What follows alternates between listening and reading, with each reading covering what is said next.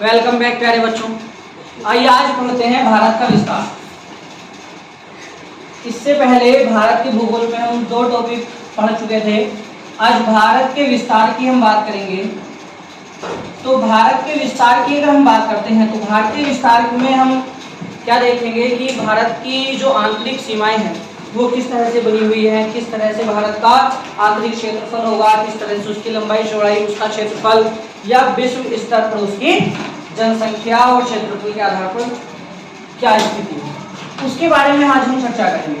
तो अगर हम बात करते हैं भारत के विस्तार की प्यारे बच्चों, तो एक बार अक्षांश और देशांतर हम पहली क्लास में पढ़ चुके थे। उसके बाद एक बार फिर आज उसको स्पीडली रिवाइज कर लेंगे और उसके बाद आगे पूरा विस्तार आज हम भारत का पढ़ेंगे।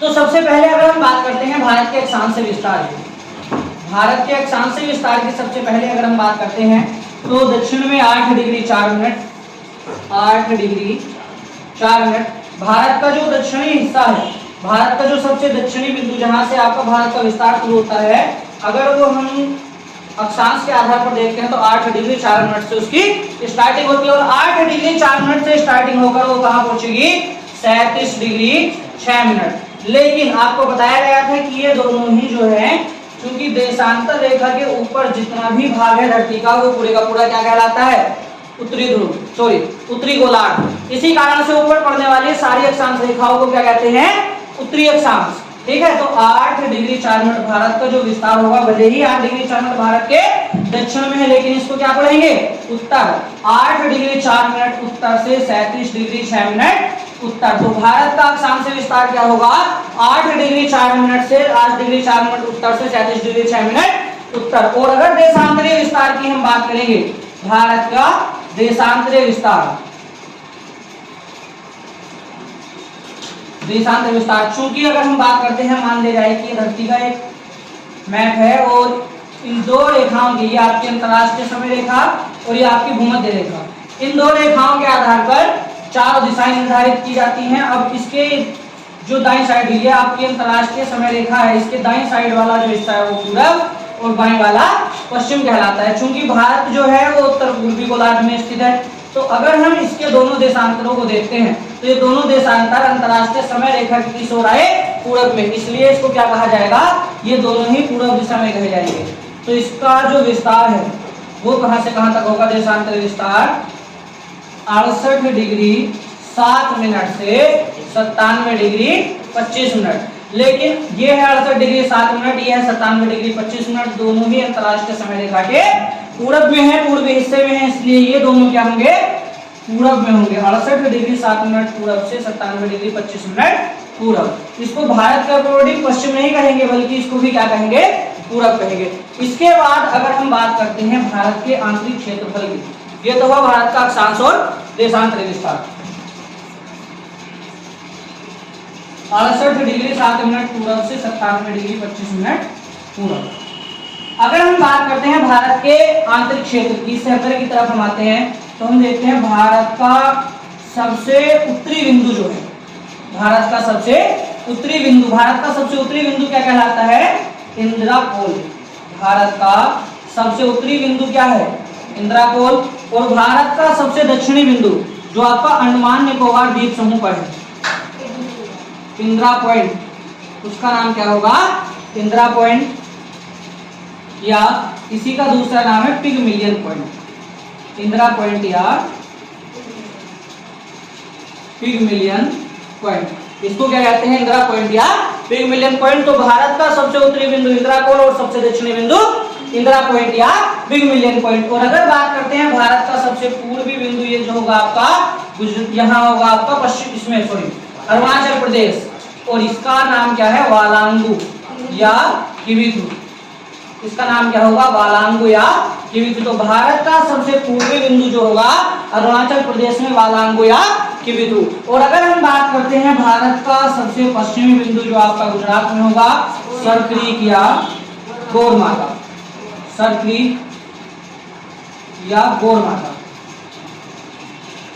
वो क्या होगा, सरक्रीक या गोरमाता। अब अगर भारत के आंतरिक क्षेत्र की हम बात करते हैं, अगर हम बात करते हैं भारत के आंतरिक पृष्ठ की, कि भारत की उत्तर से दक्षिण की तरफ, यहाँ आपकी कश्मीर से कन्याकुमारी तक की जो लंबाई है वो कितनी होगी, 3214 किलोमीटर।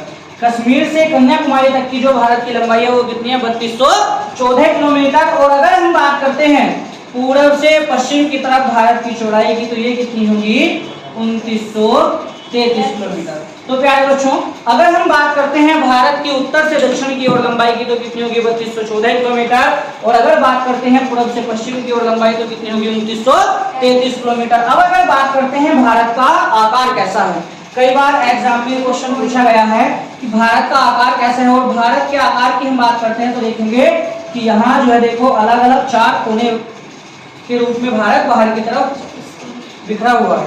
अलग अलग 4 कोने ऐसे इसके बन रहे हैं जो बाहर की तरफ है, चारों कोने। इसी कारण से इसको क्या कहा जाता है, 4 अलग अलग फलक होने, फलक यानी कि कोने, तो इसलिए इसको क्या कहा जाता है, चतुष्फलकीय।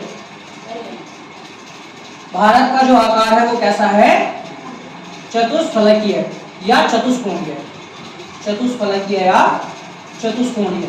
तो भारत का जो आकार है वो कैसा है, चतुष्फलकीय या चतुष्कोणीय। भारत का आकार कैसा होगा, चतुष्फलकीय या चतुष्कोणीय। और इसके बाद अगर हम बात करते हैं इस चतुष्कोणीय आकृति का क्षेत्रफल कितना है, अर्थात जो हमारा भारत है उसका क्षेत्रफल कितना होगा, तो 32,87,263 वर्ग किलोमीटर क्या होगा, भारत का क्षेत्रफल होगा।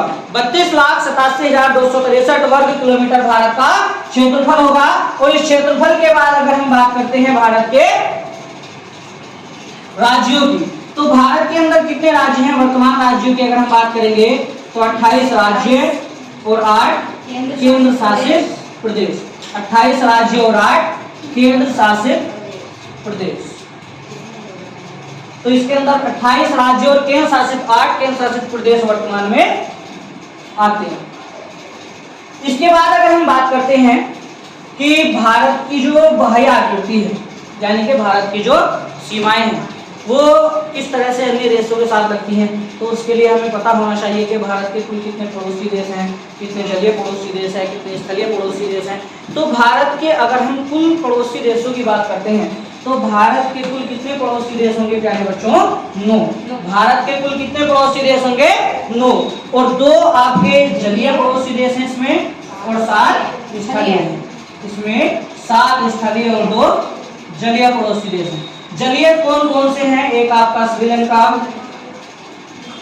और दूसरा मालदीव, श्रीलंका और मालदीव। इसके अलावा 7 स्थलीय पड़ोसी देश की अगर हम बात करते हैं प्यारे बच्चों, तो उनका क्रम हम देखेंगे क्रमानुसार की सबसे बड़ी सीमा उसमें किसके साथ लगती है, सबसे छोटी सीमा किसके साथ लगती है, दूसरे नंबर पर सबसे बड़ी सीमा किसके साथ लगेगी।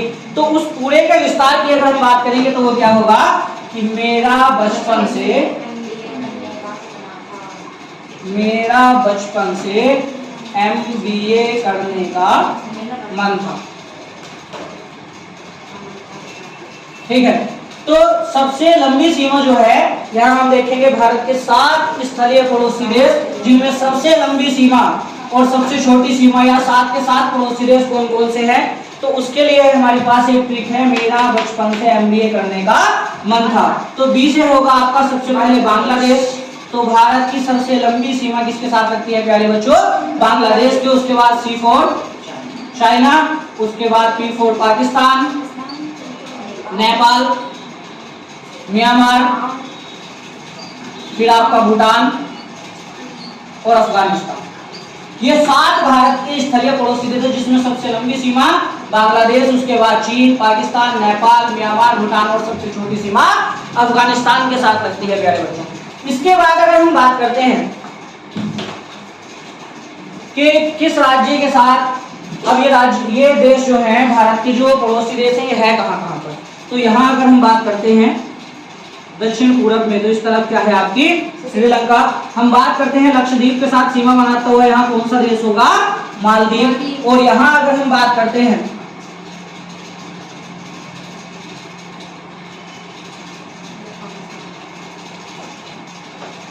हाँ जी, तो ये होगा आपका पाकिस्तान। ठीक है, इसका मैप अगर अलग से देखेंगे तो ऐसा लगेगा जैसे कुत्ता मुंह खोले हुए बैठा हुआ हो। ठीक है, हाँ, तो उसका मैप भी इसकी वास्तविकता भी बताता है। इसके बाद यहाँ से आगे अगर हम बात करते हैं, ये हो गया पाकिस्तान। इसके बाद 106 किलोमीटर की सीमा यहाँ लगती है किसकी? अफगानिस्तान की। इसके बाद यहाँ से आगे अगर हम चलते हैं तो यहाँ है आपका नेपाल, ये है आपका भूटान, इधर हो गया आपका म्यांमार और यहाँ है आपका चीन।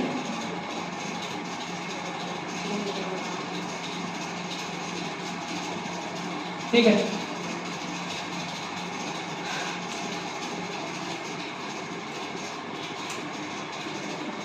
तो अगर हम इनकी सीमा रेखाओं की बात करते हैं, अगर इनकी सीमा रेखाओं की हम बात करें प्यारे बच्चों, तो ध्यान देंगे कि यहाँ जो आपका गुजरात और गुजरात के साथ इधर राजस्थान के साथ कश्मीर के साथ इनके साथ जो सीमा बनाने वाला देश है इस साइड, वो कौन सा है? पश्चिम में पाकिस्तान।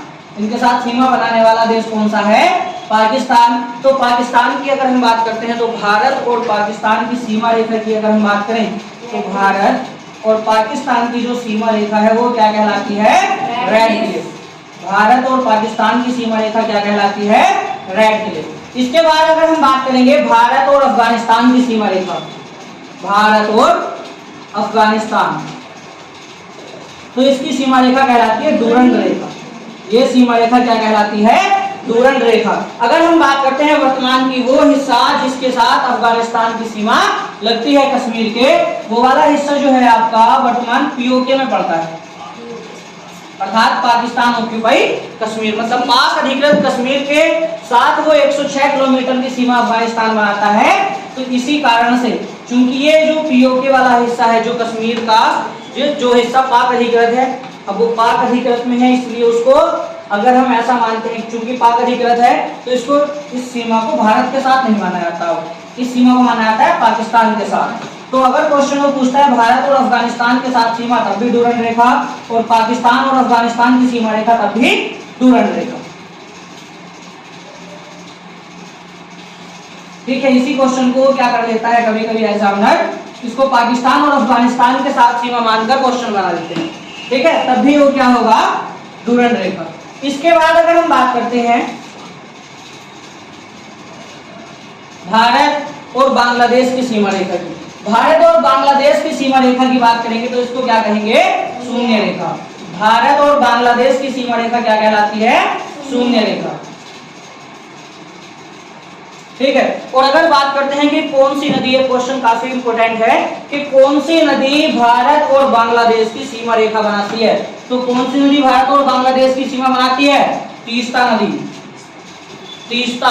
और तीस्ता नदी जल विवाद, प्यारे बच्चों याद रखना है, तीस्ता नदी जल विवाद किन दो देशों के बीच है? भारत और बांग्लादेश। इस तीस्ता नदी पर ही भारत और बांग्लादेश के बीच विवाद भी है, तीस्ता नदी जल विवाद।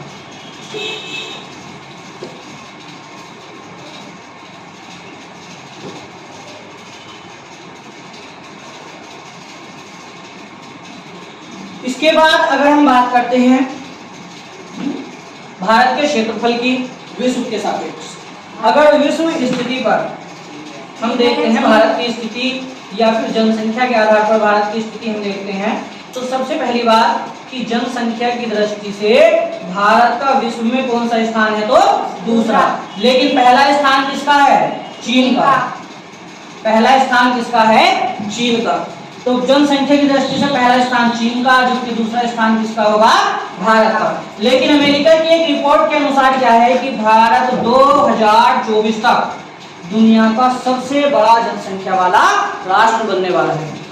ठीक है, ये चीन को पीछे छोड़कर जनसंख्या की दृष्टि से सबसे पहला देश बनने वाला है। ठीक है, इसके बाद अगर हम बात करते हैं क्षेत्रफल के आधार पर, तो क्षेत्रफल के आधार पर अगर हम बात करते हैं तो क्षेत्रफल के आधार पर भारत कौन से नंबर का सबसे बड़ा देश होगा?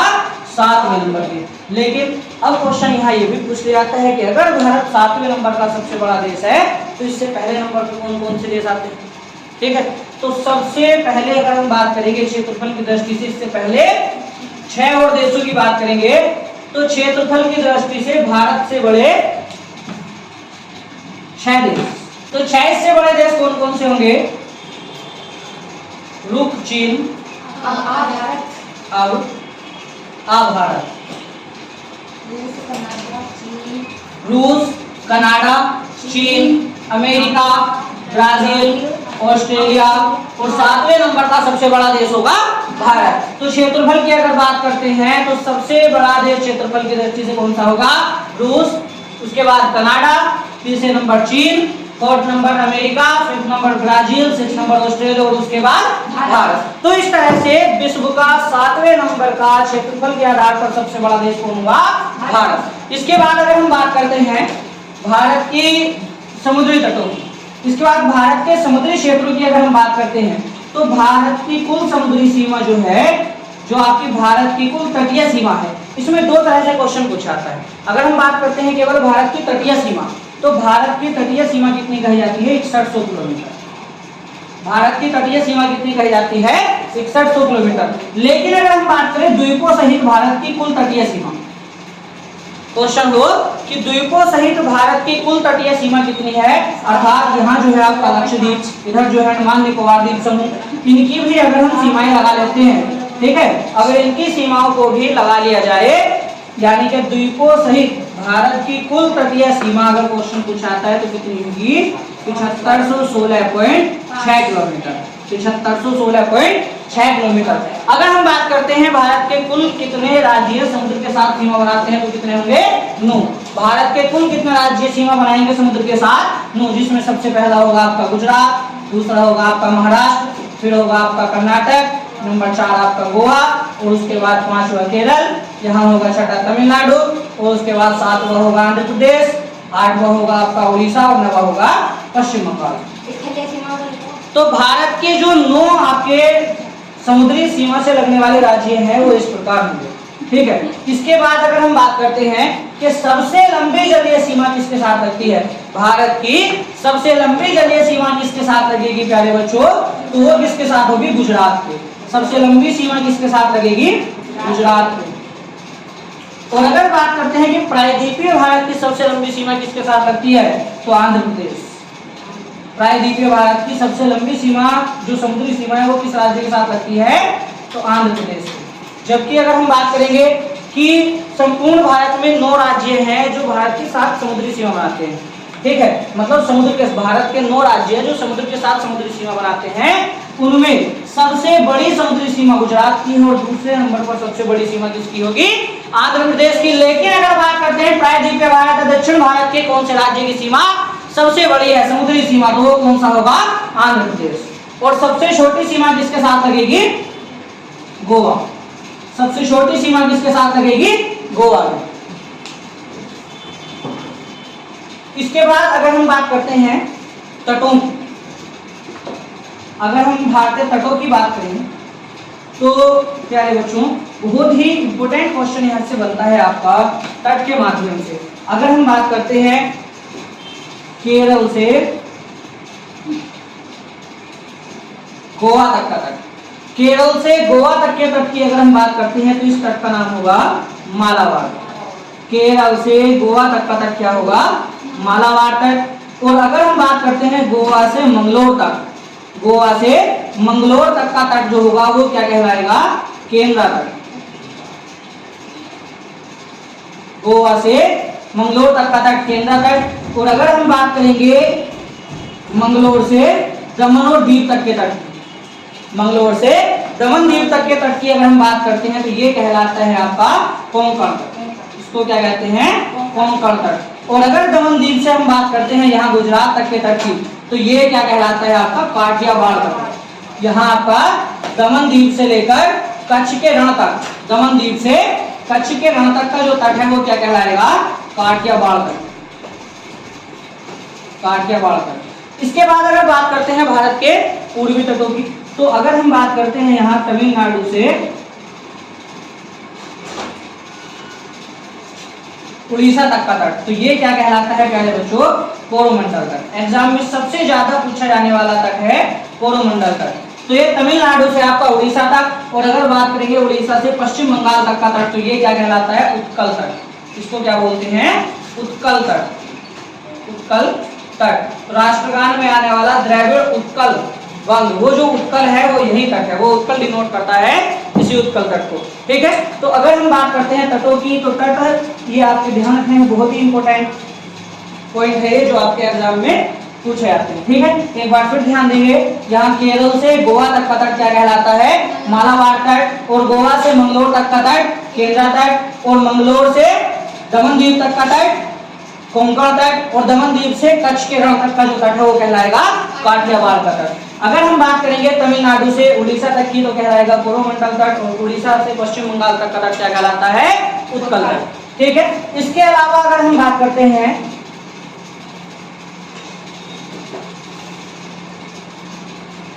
भारत के आंतरिक क्षेत्र से होकर जाने वाली समय रेखा और कर्क रेखा,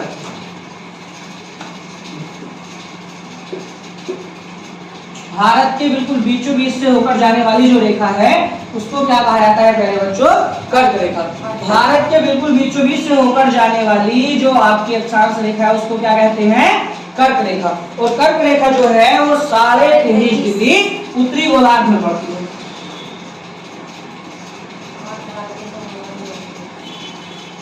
ये 23.5 डिग्री उत्तरी गोलार्ध।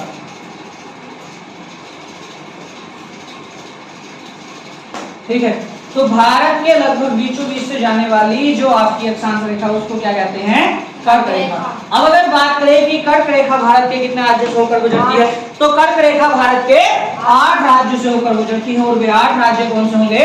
कर्क रेखा भारत के 8 राज्यों से होकर गुजरती है। कौन कौन से? 6 राजगुरु पजामा मापते हैं, 6 से छत्तीसगढ़, राजस्थान, गुरु से आपका गुजरात, पश्चिम बंगाल, झारखंड, मध्य प्रदेश, मिजोरम, और यहाँ पे इसमें साइलेंट होगा और तैसे होगा आपका त्रिपुरा। इसके अलावा अगर बात करेंगे भारत के बीचों बीच से होकर जाने वाला देशांतर कौन सा है, तो भारत के बीचों बीच से होकर जाने वाला देशांतर है 82.5 डिग्री, जिससे भारत का समय लिया गया। तो 82.5 डिग्री पूर्वी देशांतर, 82.5 डिग्री पूर्वी देशांतर से भारत का समय लिया गया इलाहाबाद की नैनी झील से। इसके बाद अगर हम बात करते हैं कि ये जो आपका 82.5 डिग्री पूर्वी देशांतर है ये भारत के कितने राज्यों से होकर गुजरती है, तो 82.5 डिग्री पूर्वी देशांतर भारत के 5 राज्यों से होकर गुजरती है। कौन कौन से? 3 प्रदेश हो गए, उत्तर प्रदेश, मध्य प्रदेश, आंध्र प्रदेश, एक गढ़ कौन सा? छत्तीसगढ़ और उड़ीसा। उत्तर प्रदेश, मध्य प्रदेश, आंध्र प्रदेश, छत्तीसगढ़ और उड़ीसा। इसके अलावा अगर हम बात करते हैं भारत की, अगर हम बात करेंगे कुल स्थलीय सीमा कितने किलोमीटर की है, अगर भारत की कुल स्थलीय सीमा की हम बात करेंगे तो भारत की कुल स्थलीय सीमा कितनी है? 15,200 किलोमीटर। जो भारत के 7 पड़ोसी देश हैं उन सभी पड़ोसी देशों की कुल सीमा कितनी है? 15,200 किलोमीटर। इसके बाद अगर हम बात करते हैं कि भारत का जो क्षेत्रफल है वो पूरे विश्व के क्षेत्रफल का कितना है, भारत का जो क्षेत्रफल है वो पूरे विश्व के क्षेत्रफल का 2.42% है। भारत का जो क्षेत्रफल है वो संपूर्ण विश्व के क्षेत्रफल का कितना है? 2.42%। लेकिन अगर हम बात करते हैं भारत की जनसंख्या, विश्व की जनसंख्या कितनी है, तो 17.5%। भारत की जो जनसंख्या है वो संपूर्ण विश्व की जनसंख्या कितनी है? 17.5%। तो अगली वीडियो में हम बात करेंगे, अगली क्लास में हम चर्चा करेंगे भारत के भौतिक स्वरूप की। ठीक है, जय हिंद।